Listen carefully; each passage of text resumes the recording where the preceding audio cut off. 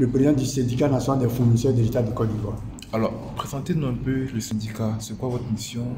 Quels sont les membres? Le syndicat regroupe les patrons d'entreprise, les chefs d'entreprise qui exercent dans divers domaines d'activité, comme le bâtiment, les routes, la construction, bureautique, informatique. Ça, tout sont des domaines, même l'électricité. Et quelles sont les actions que vous menez généralement? Les actions que nous menons, nous luttons pour comment on appelle ça, pour que les entreprises ivoiriennes, pour la pérennisation des entreprises ivoiriennes, la préservation des emplois, pour la survie des fournisseurs, des opérateurs de Côte d'Ivoire, et surtout pour l'industrialisation de la Côte d'Ivoire dans moins de 10 ans. Super. Alors revenez un peu sur aujourd'hui.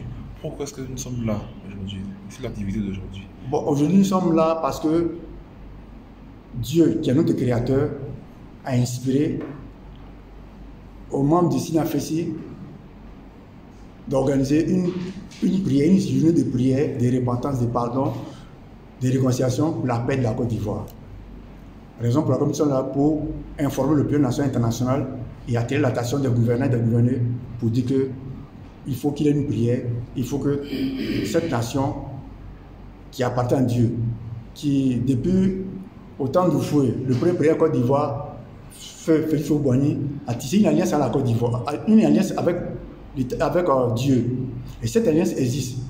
Donc Dieu nous rappelle pour dire, comme cette alliance existe et que ce pays appartient, il faudrait que nous confessons nos péchés, les offenses que nous avons commis dans cette nation, si c'est la terre de Côte d'Ivoire, pour que cette nation et nous soyons agréables, pour que puisse agir et que la Côte d'Ivoire devienne un peu prospère.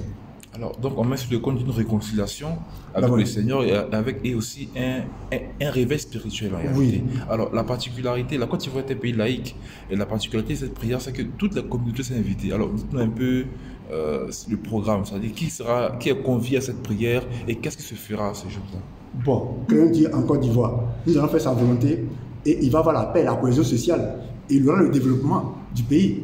Et vous voyez, c'est Dieu qui donne l'intelligence et la sagesse. Pour revenir à la question, c'est qui sont les communautés invitées? Les communautés invitées, nous avons invité les communautés évangéliques, enfin, comment on appelle ça? Les communautés de prière évangéliques et catholiques, c'est par le canal de l'archevêque d'Abidjan, la communauté musulmane, le canal de président de Kozim. Donc, les évangéliques ont donné leur accord, nous avons donné l'accord de l'archevêque d'Abidjan et le président de Kozim pour pouvoir organiser cette fête et pour cette journée. Maintenant, c'est quoi? C'est-à-dire pour nous que tout le monde soit là. Puisque c'est pour la paix de la Côte d'Ivoire et que nous tous on parle de Dieu. Il n'y a pas un être humain sur la terre qui ne connaît pas Dieu, qui ne parle pas de Dieu. Mais c'est la manière de marcher pour suivre Dieu. Alors, qu'est-ce qui se fera ce jour-là pour concrètement cette prédication? D'abord, revenez sur la date et ce jour. Oui, qu'est-ce qui se fera? Ce jour, c'est le 21 août. Le 21 août 2021 au Saint-Champeau. Nous avons sollicité à ce que le gouvernement ivoirien mette à notre disposition gratuitement le Saint-Champeau de Makori pour pouvoir prier. Et donc, il y aura ce jour 3 orateurs. Les orateurs il y aura 3 orateurs et le premier orateur, par exemple, parlera le thème « Tournez-vous vers moi ». C'est Dieu qui le dit. « Tournez-vous vers moi et vous serez sauvés. Vous tous qui êtes à la de la terre. Car je suis le Dieu, il n'y a point d'autre. » Le deuxième orateur parlera dans le premier, c'est dans Ésaïe 45, verset 22. Le deuxième orateur parlera de « Venez à moi, vous tous qui êtes fatigués et chargés, et je vous donne du repos. » Ça, c'est Dieu qui le dit. C'est dans Matthieu 11, 28. Et le troisième orateur nous parlera de « Heureuse la nation dont l'Éternel est le Dieu. » Dieu me dit « Heureux la nation dont l'Éternel est le Dieu. » Et heureux le peuple qu'il choisit pour son héritage. Heureux la nation dont l'Éternel est Dieu. Heureux le peuple qu'il choisit pour son héritage. Alors, cette conférence de presse, au-delà de l'annonce de la prière, c'est aussi des messages que vous voulez envoyer aux leaders politiques et au peuple. Dire à son excellence le président Alassane Ouattara et à ses 2 frères présidents Henri Konan Bédié le président Laurent Gbagbo d'être avec nous au stade Champour le 21 août 2021 pour élever la voix vers Dieu.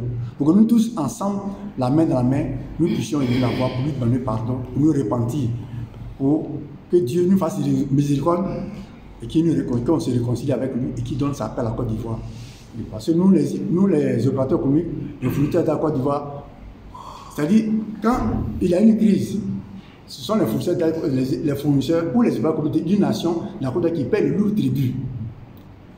Les commerces qui sont cassés, enfin, les factures qui ne sont pas payées depuis des années, plus de 20 ans. C'est nous qui payons pour casser. Donc nous demandons avec le Dieu, surtout que ça ne vient pas de nous, mais c'est le Dieu qui est Dieu, le Dieu puissant qui dit, nous on se troque les trois soirs avec nous, pour nous puissions prier. Et là nous lançons un appel au président Alassane Ouattara pour lui dire, lui demande pardon, de voir, d'utiliser tout son pouvoir pour que nous puissions avoir le stade Champour.